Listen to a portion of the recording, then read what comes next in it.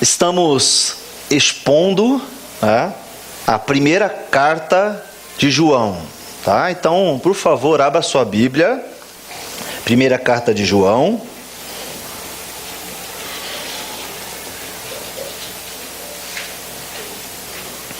Capítulo 1.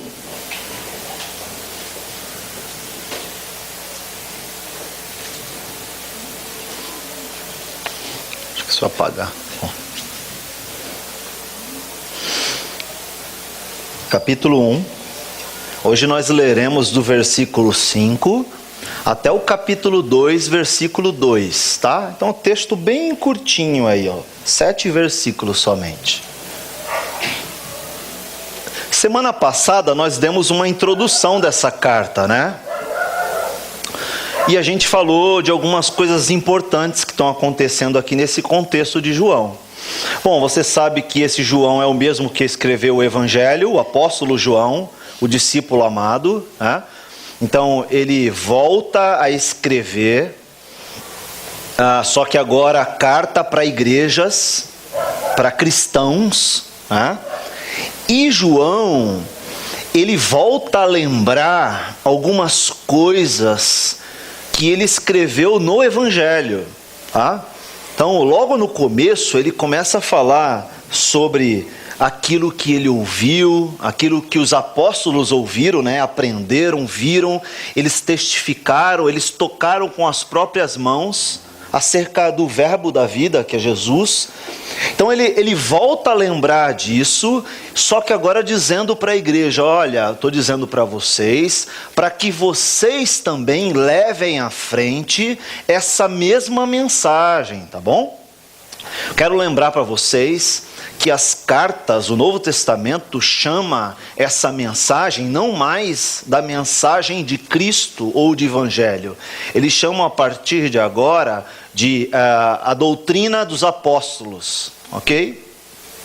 A gente lembrou semana passada que antes de João escrever 1 João, claro, ele escreveu o Evangelho, e no final do Evangelho, lá no último capítulo, penúltimo e último capítulo, quando ele vai encerrando o Evangelho, ele vai ter uma conversa com Pedro, né? Lembra aquela conversa que ele pergunta a Pedro: tu me amas, né? Então aí tem uma conversa ali, uma troca de perguntas e respostas, né? E o pedido que ele faz para Pedro naquele texto é, além de apacentar as suas ovelhas, né, os seus cordeiros, ele diz para Pedro no final do texto assim: ó, siga-me, né? E ele estava se referindo, logicamente, à morte que viria a seguir para Pedro. Porque aquele contexto, Jesus tinha acabado de ressuscitar e ele aparece aos seus discípulos. Então essa conversa com Pedro acontece momentos depois da ressurreição. E ele está falando para Pedro: ó, o mesmo caminho que eu tive de sofrimento, perseguição e morte, inclusive ressurreição também, que é uma promessa para os cristãos, né? Para aqueles que morrem em Cristo futuramente. Ele fala: o mesmo caminho que eu trilhei, você também vai trilhar. E se prepara, porque está próximo. E é interessante porque a história vai contar que Pedro morreu crucificado também, né? Como Jesus. Só que a um pedido dele, por um pedido de Pedro, ele foi crucificado de cabeça para baixo, porque ele não se sentia digno de morrer como Jesus. E parece que essa conversa é uma correção no coração de Pedro daquela negação dele. Você lembra que Pedro negou a Jesus 3 vezes? Jesus disse para eles: antes que o galo cante, você vai me negar 3 vezes. Isso acontece mesmo antes da morte de Cristo. E depois da ressurreição, Cristo parece que tenta confirmar no coração de Pedro, relembrando indiretamente as 3 negações de Pedro, com 3 afirmativas de Pedro, né? Então ele fala: Pedro, você me ama? Amo. Pedro, você me ama? Amo. Pedro, você me ama? Amo. E aí ele faz um joguete de palavras ali, inclusive usando palavras diferentes para falar sobre o amor. Ele tem uma conversa com Pedro, e no final dessa conversa ele fala: siga-me, você vai junto comigo. Só que nesse inteirinho, eles estão caminhando pela praia, o texto diz, e parece que eles se isolaram mesmo para conversar. Pedro vira para Jesus e fala assim: e ele? E ele está apontando justamente para João, o apóstolo. Fala: e ele? Não vai morrer também? Não vai ser crucificado também? E aí Jesus responde para ele: o que eu vou fazer com João, se eu quiser que ele viva mais tempo, ele vai viver. Eu tenho um plano para a vida de João, como eu tenho de você, para você. E podem ser situações diferentes. O que você tem que me fazer, como ele está fazendo, é me seguir. Então siga-me e não questione. E é interessante porque João vai ser o último apóstolo a morrer. O último apóstolo a morrer martirizado. E aí ele escreve essa carta, já próximo da sua morte, mas falando daquilo que ele ouviu de Jesus, que ele estava passando para a igreja agora, e que a igreja deveria replicar, seguir à frente anunciando esse evangelho. Mas ele fala algo muito maior do que um conhecimento intelectual. Ele fala para os cristãos viverem isso, quase que literalmente, tocar em Jesus, ouvir, aprender e se aproximar dele, ter uma experiência. A gente usou essa palavra semana passada, empírica, para os cristãos viverem efetivamente para o reino, ao ponto de passar pelo que os apóstolos passaram, inclusive, estar mortos para o reino, se for preciso, até fisicamente. E isso é totalmente coerente com a teologia bíblica, porque a teologia bíblica do Novo Testamento vai dizer que nós devemos morrer para nós mesmos, e viver para Cristo. Paulo falou que morrer é lucro, e o viver é Cristo. O João Batista disse que o que importa é que Cristo cresça e que nós diminuamos. Essa é a teologia do Novo Testamento. Confirmando, eu nunca sei se é ratificando ou retificando. Ratificando, retificar é corrigir. Então, ratificando aquela doutrina dos apóstolos, que era uma doutrina ensinada por Jesus e agora passada para a igreja. É provável que você tenha que morrer. É provável que, inclusive, essa experiência seja empírica. É provável que esse abandono de nós mesmos seja uma morte figurada, mas espiritualmente seja uma morte. O texto bíblico vai dizer: já não sou eu mais quem vivo, mas Cristo é quem vive em mim. E o viver na carne, eu vivo pela fé no Filho de Deus, que me amou e morreu e ressuscitou. É essa a minha fé. Então, a vida do cristão é uma vida de renúncia, é uma vida de morte, sim. Então ele fala isso ali nos primeiros 4 versículos, Falamos muito disso semana passada, No texto de hoje, a gente vai falar sobre viver na luz. Por que logo depois João começa a falar sobre viver na luz? E me parece que isso é um ensino de Jesus. Porque Jesus falou: eu sou a luz. E aquele que vive na luz, assim vive, para que a luz ilumine as suas obras, e que as suas obras sejam manifestas, porque elas são boas, e elas precisam ser vistas por outras pessoas. O que é isso senão um viver empírico? É claro que o empirismo, ele vai dizer que a forma de conhecimento é através da vivência particular, a vivência experiencial, Então você pode fazer uma faculdade de medicina a vida inteira, se você não tiver contato, com a prática de um médico, a vivência de um médico, se não tiver experiência, você terá dificuldade com a prática.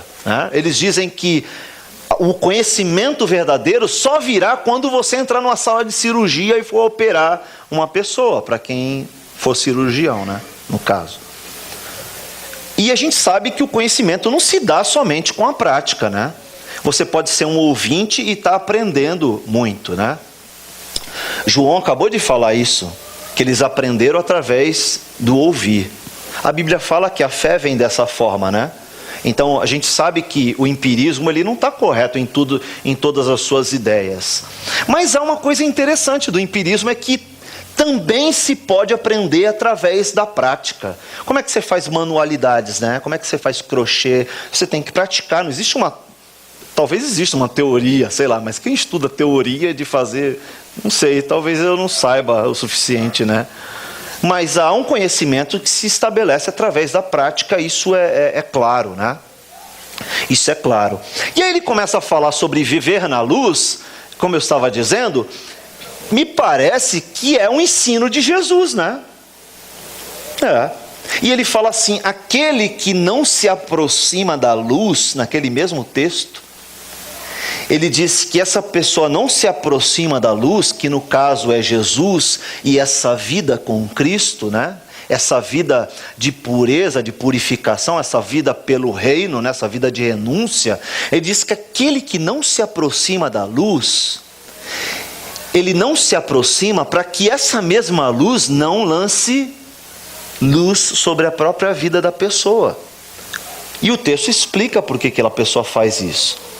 Ela faz isso porque as obras dela são más.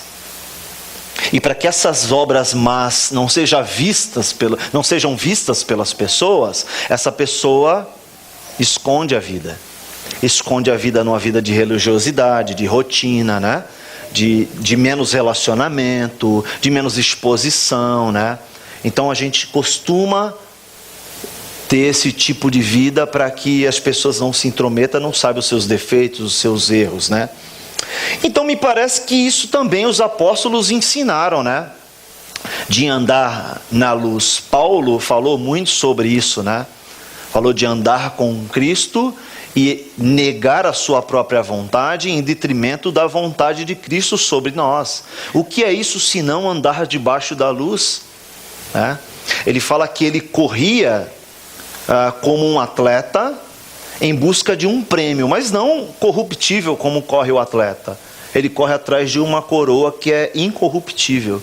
O que é isso se não viver na luz, né? Então eu quero pensar um pouco sobre esse texto aqui, e eu quero traçar uma frase ou sugerir uma frase. Talvez se apagar a luz 1 lá, Darlene, talvez ajude aqui para enxergar melhor. Está meio sombreado. Talvez isso aí atrapalhe um pouco o povo. A número 1. Vai ser difícil você achar aí. Essa é a 2. Essa daí, Darlene. Muito obrigado, viu? A frase é: a afirmação sem convicção é pretensão. O texto vai mostrar diversas afirmações, tá?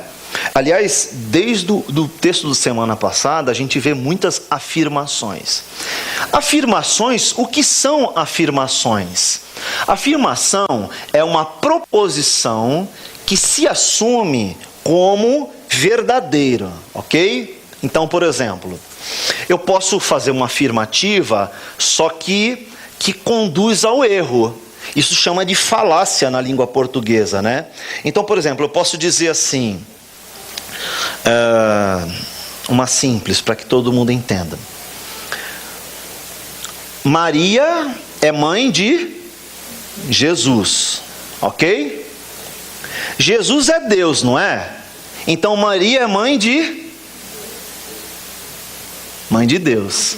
Não, a lógica é uma afirmativa, só que ela conduz ao erro, porque Maria não é mãe de Deus.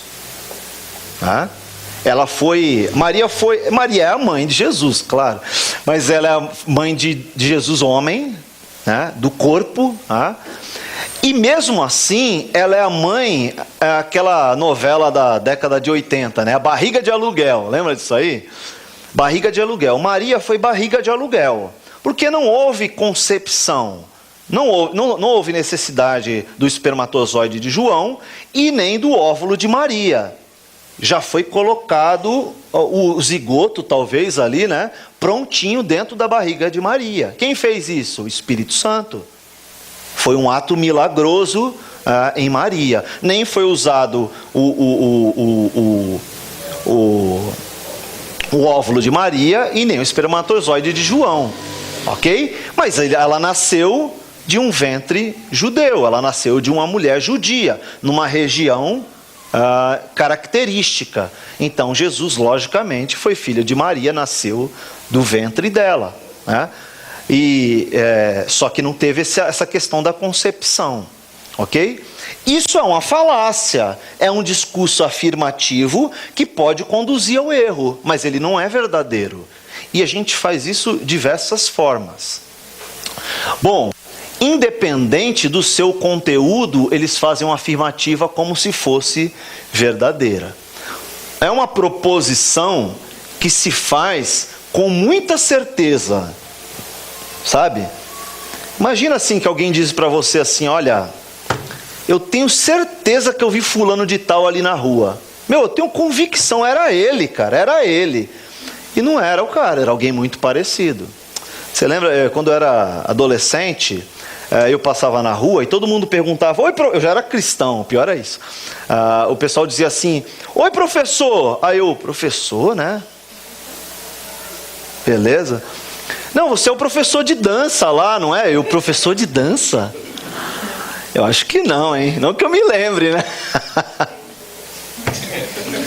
Professor de dança, não sou eu não.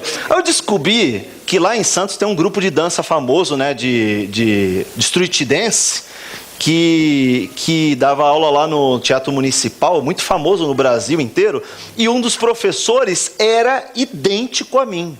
Como eu descobri? Eu trabalhava com um laboratório de fotografia, e o cara entrou na loja um dia. Eu tô aqui, ó. Aí o cara entra, ele parou, eu parei, ele parou no meio da loja, ele parou. Sabe Matrix? A câmera começa a rodar ao redor assim, né?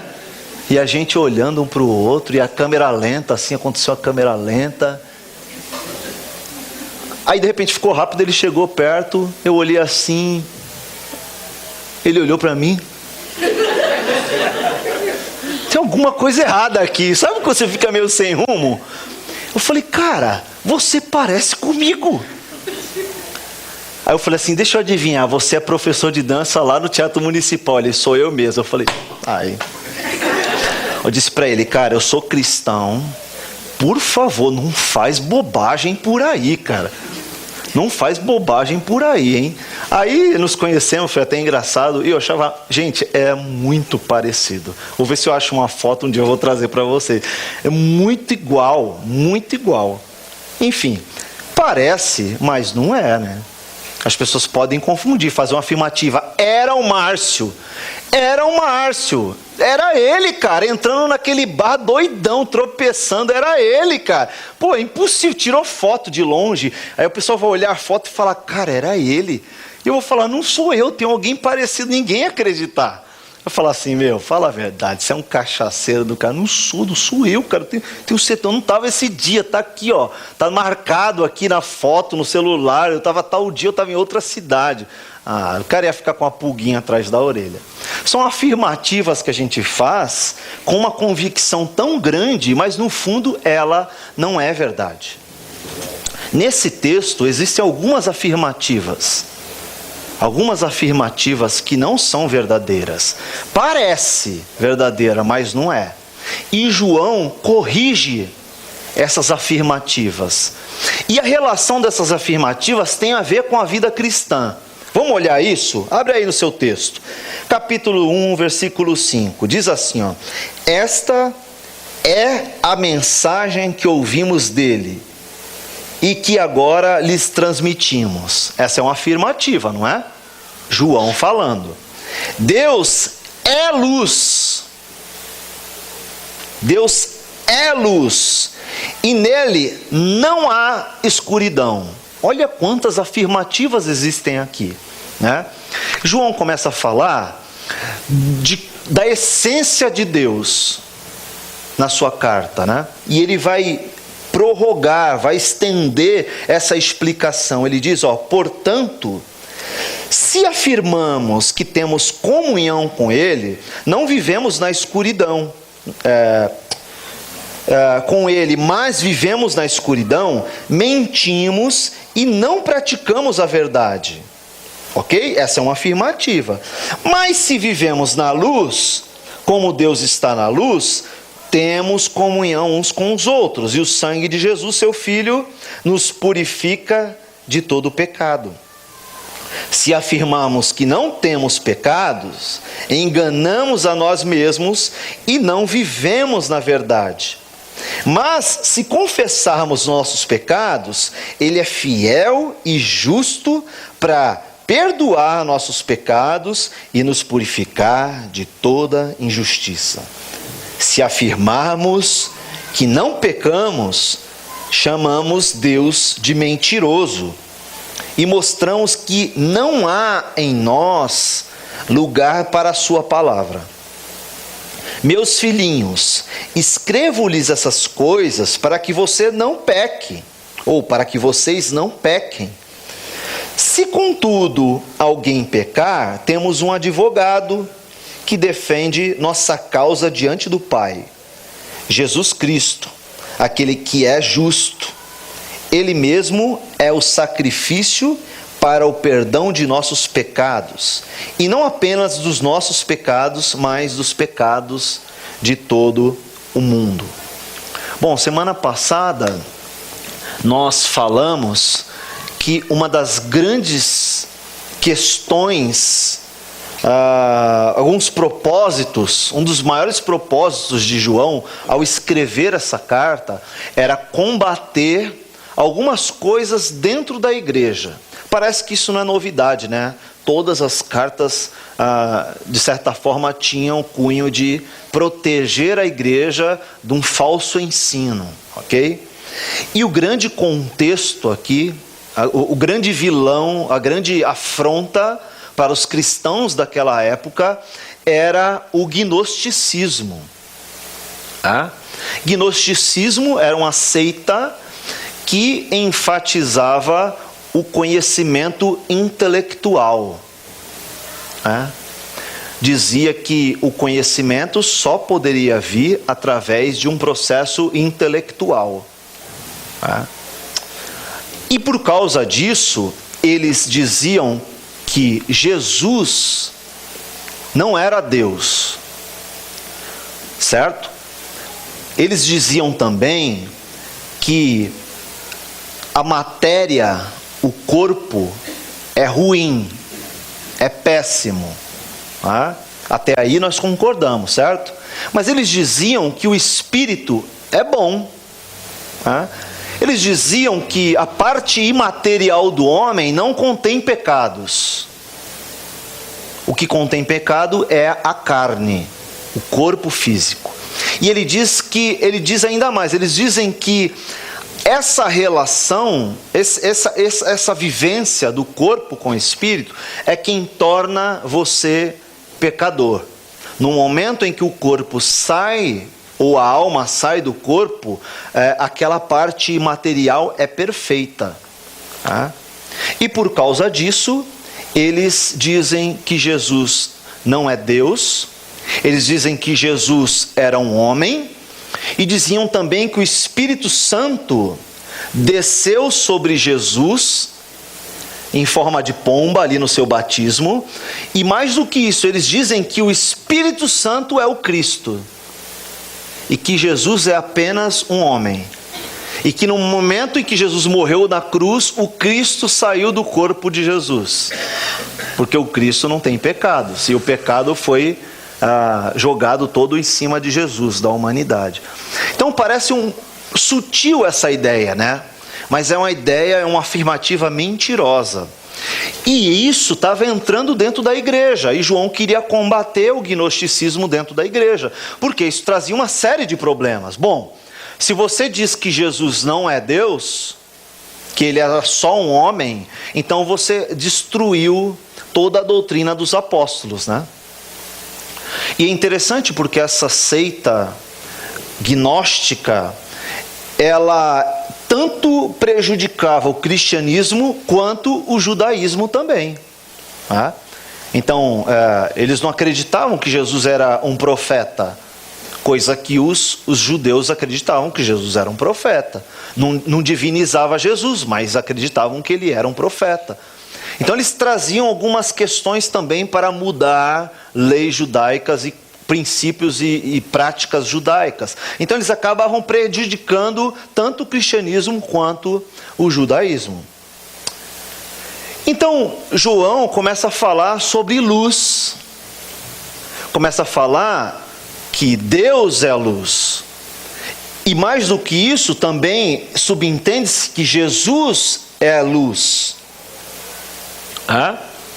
E quando ele diz que andar na luz é algo diferente de andar nas trevas, ele está justamente mandando um recado para os gnósticos dentro da igreja. Porque muitas vezes os gnósticos, e não só eles, os judaizantes também, diziam que viviam o cristianismo, mas lembra a semana passada, eles coloriam o cristianismo. De que forma? Eles tornavam algo mais humano, né? Mais subjetivo, né? Traziam conceitos do judaísmo para dentro da igreja, traziam conceitos gnósticos que eram próprios do contexto daquela época para dentro da igreja, né? E tudo isso sutilmente. Semana passada a gente falou sobre isso, que as nossas igrejas, de modo geral no Brasil, estão abrindo mão de muitos conceitos, trazendo para dentro da igreja conceitos gnósticos. Você nunca ouviu falar, por exemplo, semana passada a gente falou um pouco sobre isso, de maçom cristão? Você nunca ouviu falar de pastor maçom? O que é a maçonaria? Conceito gnóstico. Conceito gnóstico. De conhecimento, de trazer conceitos que não são bíblicos para dentro da igreja, né? Trazer subjetividade, inclusive para um conceito doutrinário da Bíblia, né? Eventos secretos, né? Aprendizados e carreira interna secreta, que é exatamente coisas que faziam os gnósticos naquela época, né? E João ele está alertando a igreja, tome cuidado com as afirmativas que parecem verdade, mas não são. E para isso ele expõe essas afirmativas e ele usa muito essa palavrinha ser, né? Para fazer ligação entre uma frase e outra, né? Ele faz um comparativo entre uma frase que é verdadeira com uma frase que é mentirosa, usando essa partícula. E eu dividi aqui para ficar mais fácil da gente perceber isso. Então ele diz, Deus é a luz e não há treva alguma. Aí ele diz o seguinte, se Deus é a luz e nele não há treva alguma, ele usa no singular inclusive isso, de propósito, né? Quando ele diz treva, ele está abrangendo um conceito de trevas, né? E dizendo de uma forma geral o que é pertencente ao mundo fora de Cristo, ok? Então quando ele diz assim, cuidado com essas cadeiras, porque elas são frágeis, você pode cair. É diferente de eu dizer assim, cuidado com cadeira, porque cadeira pode fazer você cair. Então eu abranjo, né? Eu coloco todas as cadeiras dentro do conceito. Ele está dizendo, todos os caminhos que não são caminhos de luz, que não são caminhos por onde andou Jesus, por onde andaram os apóstolos, por onde vocês devem andar, se são diferentes disso, são caminhos de trevas. Por isso ele generaliza, né? E aí ele começa a dizer, olha, se nós afirmarmos, ou se nós dissermos com certeza, com convicção, certo? Que temos comunhão com Ele, mas andamos nas trevas, aí ele cria um plural, ele diz: nós mentimos e não praticamos a verdade. Tá? Ele está lembrando a igreja: olha, tem dentro gente no meio de vocês que faz isso. E ele está alertando a igreja: ó, se você diz que você anda na luz, mas você vive por caminhos de trevas, você é um mentiroso. João que está falando.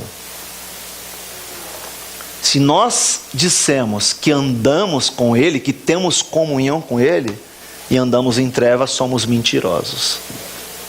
O que é andar com Jesus, se não é andar na luz?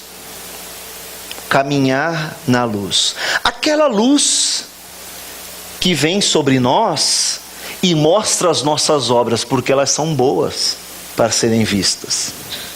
Aquele que não anda na luz, ele esconde-se. Esconde as suas obras, porque as suas obras não são boas. Ele não quer que essas obras sejam manifestas, porque elas escandalizarão aqueles que veem.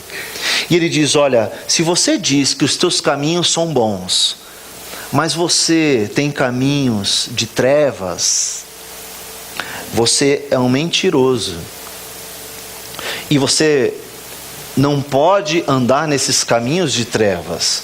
Você não deve andar nesses caminhos de trevas, porque esse é o estilo de vida de alguém que não tem relacionamento com a luz. Dá para entender isso, queridos?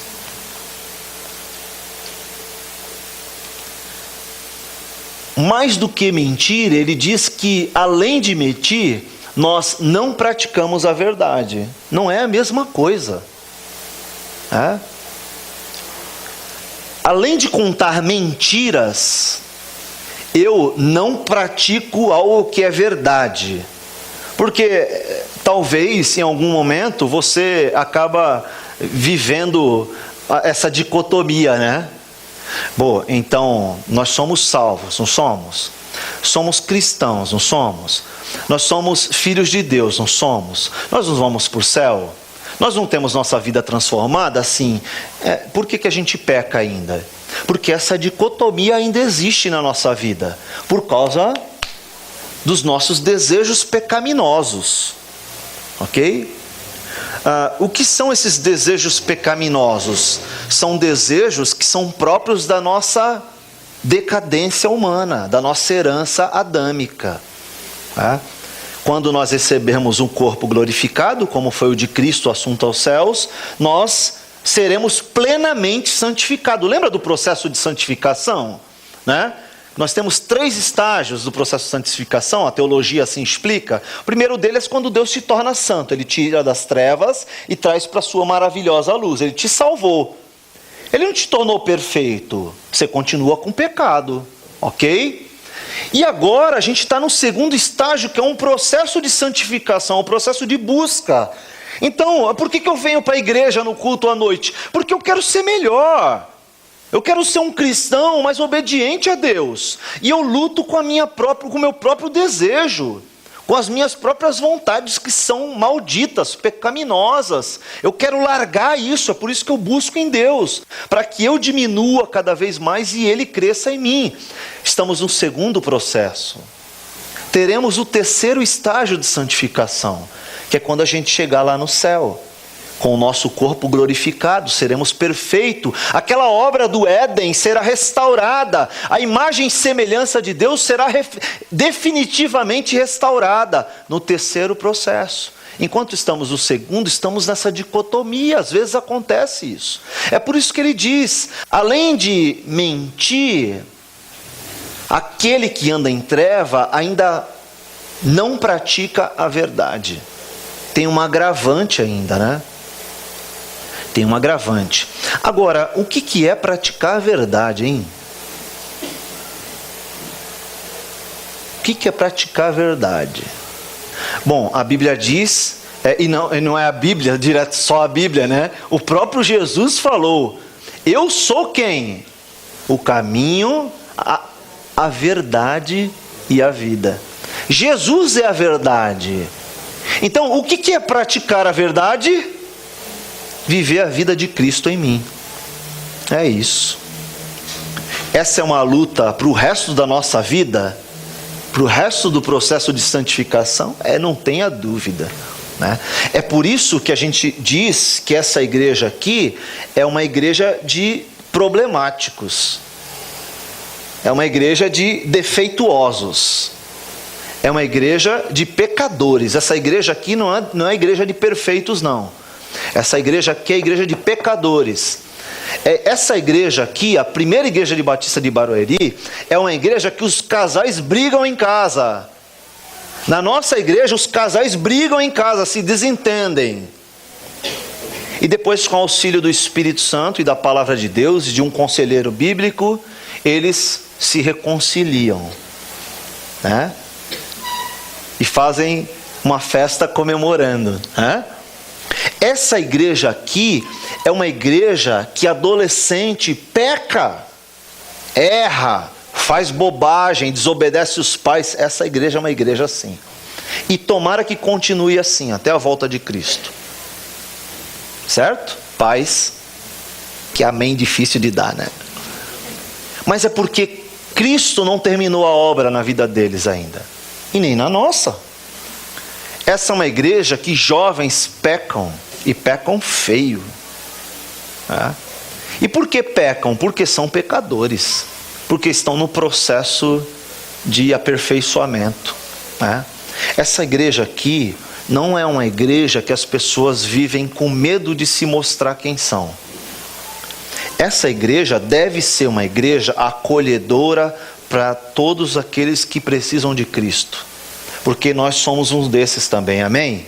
Amém. Estamos nesse processo. Tenha paciência com seu irmão, que você vai colher isso também, né?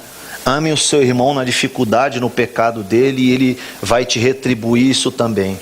Isso é andar na verdade, é andar em Jesus, é andar como Jesus andou. Amando as pessoas, amando o pecador, cuidando das pessoas, mas não só sendo uma igreja amorosa e tolerante. Nós somos uma igreja também que quer viver a palavra de Deus. E às vezes é preciso exortar, é preciso dar uns beliscões gospel, né? Às vezes é preciso dar uns pedala, né? É preciso. É uma igreja que ensina a Bíblia, é uma igreja que ora, é uma igreja que cuida, sim, mas é uma igreja com problemas também. Então, se você tem problemas, você está no lugar certo, tá bom, querido? Tá bom. Essa dicotomia a gente vai carregar para o resto da vida. Mas cuidado, para que você não seja como os gnósticos da época, que você acha que isso é normal e beleza, né? Você nasceu assim, vai ser sempre assim. Não, nesse processo de santificação a gente anda olhando para o autor e consumador da nossa fé. A gente vai em busca de ser mais parecido com ele cada vez que passa. A gente está nessa dicotomia, a gente entende a dicotomia, a gente aceita até essa dicotomia, mas a gente não está satisfeito com essa dicotomia. A gente quer andar como Cristo amou, buscando o amor que vem de Cristo. Amém, queridos? Muito bem. Então, a contrapartida disso, ele traz uma outra afirmativa que também é enganosa. Ele diz, se afirmarmos que estamos sem pecado, essa é a contrapartida da primeira frase. Então, talvez tem aqueles cristãos que tenham a pretensão de dizer que não têm pecados, né? Ou que conseguem viver sem pecados. Uma vez lá no seminário Palavra da Vida, um aluno, eu já contei isso aqui, ele ficou trancado o dia inteiro. Ele tentou pegar o professor, né? Ficou trancado o dia inteiro, tocando violão, louvando, lendo a palavra, orando. Ele falou, foi uma bênção, não pensou nada de errado, não fez nenhuma bobagem. Chegou no final do dia, ele sentou com o professor, no dia seguinte de manhã, falou, professor, ontem eu não pequei.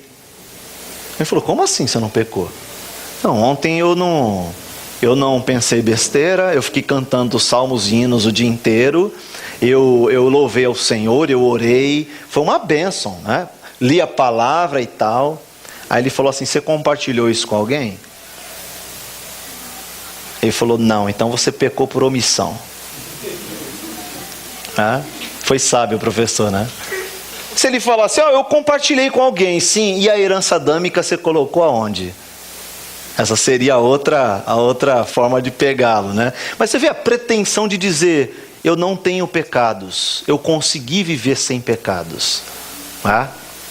Outra dicotomia. Então, se afirmarmos que não temos pecado, João está dizendo isso.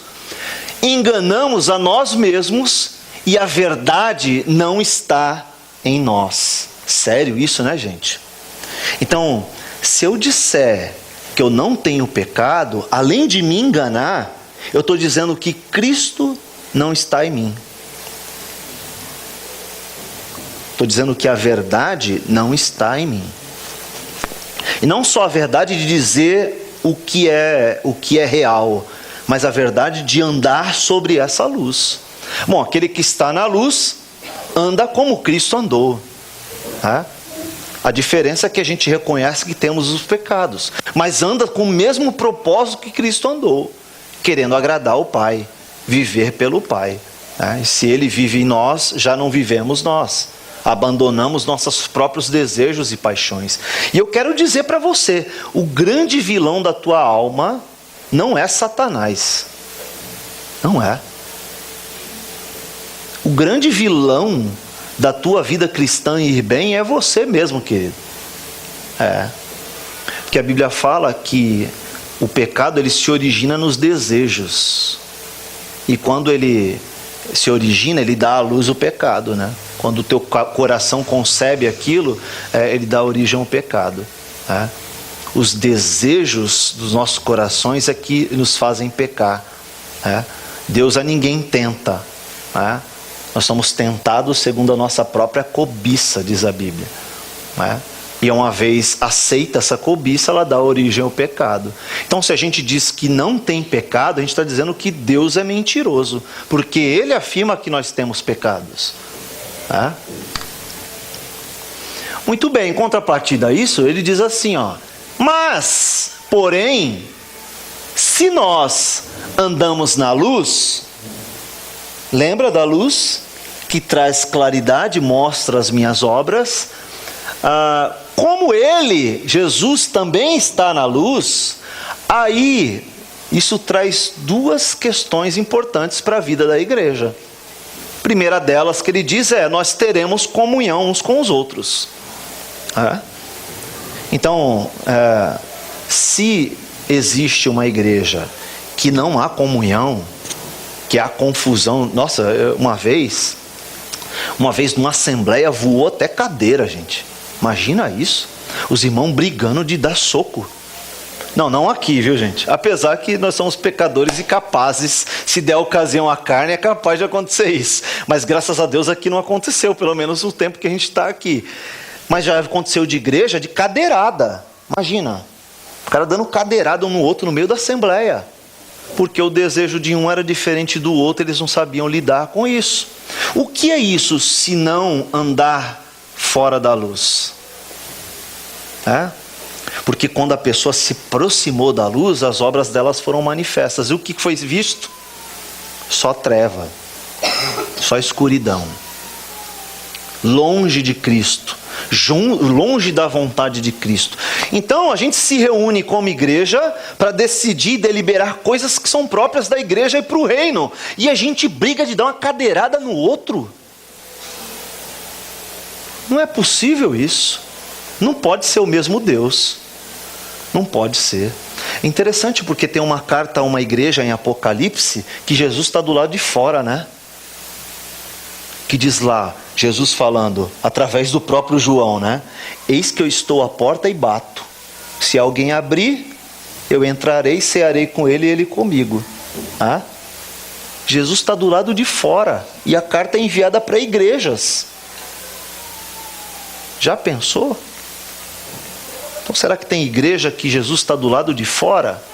Ele diz que além de ter comunhão uns com os outros, e a comunhão, gente, é mais do que fazer junto a panela no domingo à tarde, tá? Eu estou falando da gente se compadecer um com o outro, dos pecados que eu já falei, mas também notar a ausência um do outro e ligar. Poxa, fulano de tal faz 2 semanas que não vem, eu vou ligar. Pô, fulano de tal está chateado, eu vou lá conversar. Ah, fulano de tal está em pecado, eu vou exortar. Ah, fulano de tal está fazendo aniversário, eu vou cumprimentar. Você entendeu? É mais do que isso. É uma relação de preocupação e reciprocidade, de carinho, de cuidado um pelo outro. Comunhão não é estar no grupo pequeno só, gente. Não é estar no culto à noite juntos, sair daqui e comer uma pizza, é mais do que isso. A palavra comunhão quer dizer comum união. Então eu tenho algo que me une com a outra pessoa, que é comum para mim e para ela. Bom, se você ler o capítulo 2 de Atos, o finalzinho, ele vai dizer que as pessoas tinham tudo em comum, não é? Eles dizem que eles partiam o pão, eles iam orar de casa em casa, não é? Tinham simpatia, eles tinham tudo em comum, o texto diz.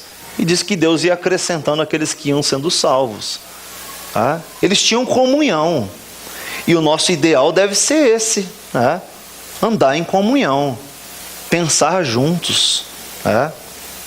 Pensar juntos. Graças a Deus, a gente não tem muito problema disso aqui na nossa igreja, graças a Deus por isso, né? Mas a gente vai crescer ainda mais nesse sentido, né? Além de ter comunhão, ele diz que o sangue de Jesus, consequentemente, nos purifica de todo o pecado, né? Parece que há um mistério nessa relação da igreja, né? Parece que há um mistério que também expande para a questão espiritual, né? Parece que há uma proteção do corpo, igreja, para com a pessoa. É por isso que aquela pessoa que é exclusa da igreja por obstinação no pecado, né, que diz ali em Coríntios, próprio nos evangelhos, né, a forma de disciplina, aquela pessoa que é exclusa da igreja, o texto fala que ela é entregue a Satanás, né? É por causa disso. Não é que ela vá para o inferno, é que essa pessoa, ela perde essa proteção. Tem um mistério aqui no corpo de Cristo, né? Tem um mistério que a união da igreja, das pessoas, a comunhão da igreja, das pessoas, é protetora, é protetiva, né? Quando a gente sai desse ambiente, a gente fica mais suscetível a nós mesmos, né? Você sai de férias, fica 2 fins de semana fora do convívio. Aí você fala, puxa, estou morrendo de saudade, né? Quero voltar, encontrar o pessoal, o grupo pequeno. É por aí, o sentimento é esse, tá? E o sangue vai nos purificar, o sangue de Cristo, a igreja é usada, né, para esse efeito de purificação do sangue de Cristo, que tem a ver com esse processo, né, de santificação na nossa vida, né? Muito bem, além disso, se confessarmos, e isso é uma condicional também, se confessarmos os nossos pecados, Ele é fiel e justo para perdoar os pecados e nos purificar de toda injustiça. Então veja que não é só cascudo, né? Não é só cascudo. Então ele chega no final e arremata isso dizendo o seguinte, ó, tem uma solução. Tem uma solução. A solução é, confesse os pecados. Não esconda pecado. Apareça, vá para a luz, traga à luz os seus pecados, confesse-os, se arrependa e volte atrás. Volte atrás. Volte atrás. Você não precisa fazer isso publicamente, chama um irmão, chama alguém próximo e fala, olha cara, estou sendo tentado a roubar meu chefe. Que isso, cara? Não, é que eu tenho acesso ao cofre e eu estou com dificuldade financeira, então eu estou sendo tentado a pegar emprestado e depois pôr e tal. Confesse, confesse. A Bíblia fala que há cura, né? A Bíblia fala, confesse os vossos pecados uns aos outros para que sejais curados. Né? Peça acompanhamento de alguém. Né? Você tem algum problema que te acompanha, algum pecado insistente, procura alguém. Procura alguém para se aconselhar, para orar, para ler um livro junto. Tem algumas pessoas que fazem isso aqui comigo. Não tenha vergonha, eu vou falar dos meus pecados para você também. Então venha desarmado para você não se escandalizar comigo também. E a gente ora junto para que Deus cure nosso coração, cure a nossa vida, né? Mas você precisa confessar. Perceba que em todas essas passagens ele usa um verbo que cria a possibilidade de você fazer ou não. Então, há a possibilidade de você confessar o pecado, mas ele está deixando em aberto, talvez você não faça isso. Ele está dizendo isso porque tem muita gente dentro da igreja para a qual ele está escrevendo que não vai fazer isso, ele sabe.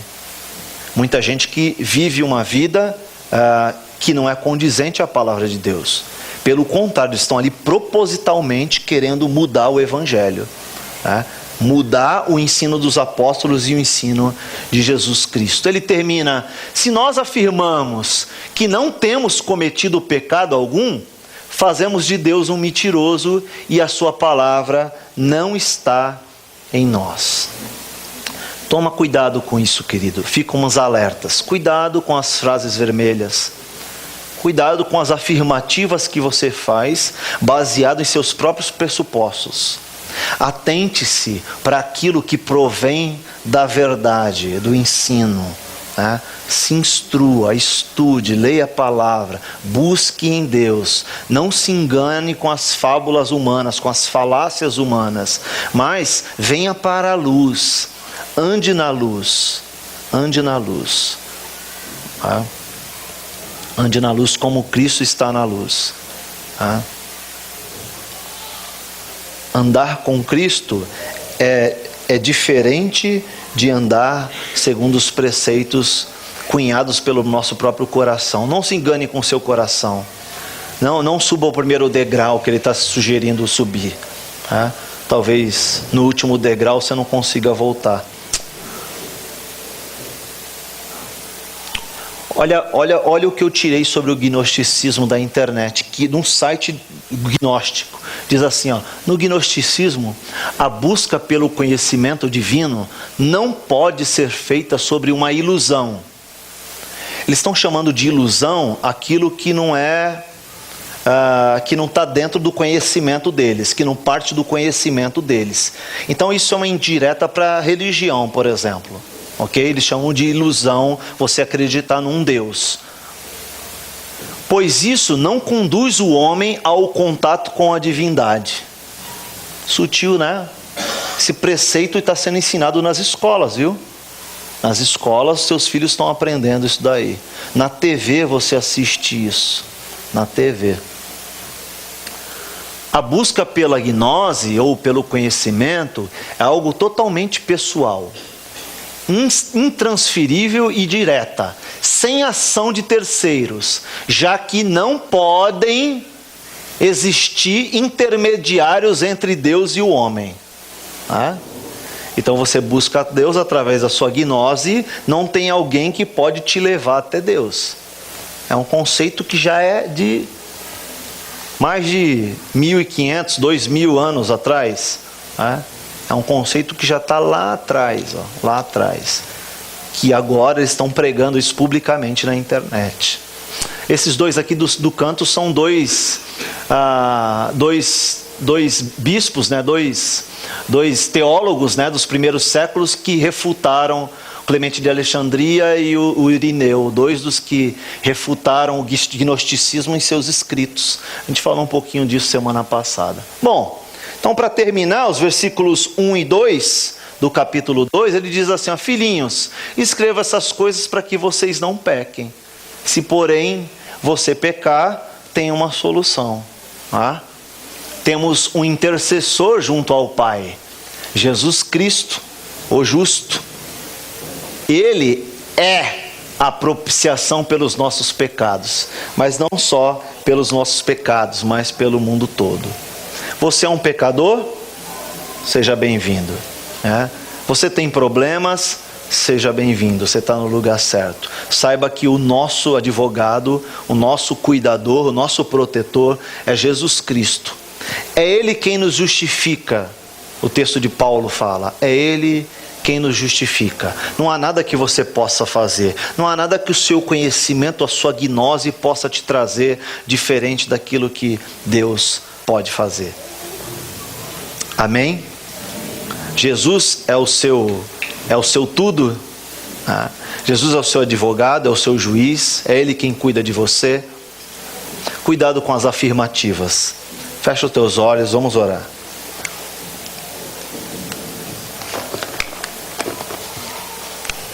Senhor, te agradecemos pela tua palavra. Te agradecemos porque o teu Espírito Santo nos auxilia na compreensão. Te agradecemos porque nós temos o perdão dos nossos pecados. Te agradecemos porque o Senhor é o nosso justo e justificador. Obrigado, Senhor, porque o Senhor cuida de nós, porque o Senhor tem um plano traçado na nossa vida e o Senhor cumprirá o teu plano. O Senhor terminará esse plano que o Senhor começou. Muito obrigado. Muito obrigado porque o Senhor nos ama e isso é incondicional. Muito obrigado porque o Senhor nos escolheu sendo nós ainda pecadores. Obrigado porque o Senhor nos ama independente do que façamos. Obrigado, Senhor, porque é tão bom servir a um Deus que não nos olha como merecemos, mas olha através daquilo que Jesus fez na cruz. Somos justificados em Cristo, somos eleitos por Ti, Pai, e preservados para a eternidade através do Teu sangue derramado na cruz, através do Teu sofrimento na cruz. Muito obrigado, Te louvamos por isso e fazemos em nome de Jesus, amém.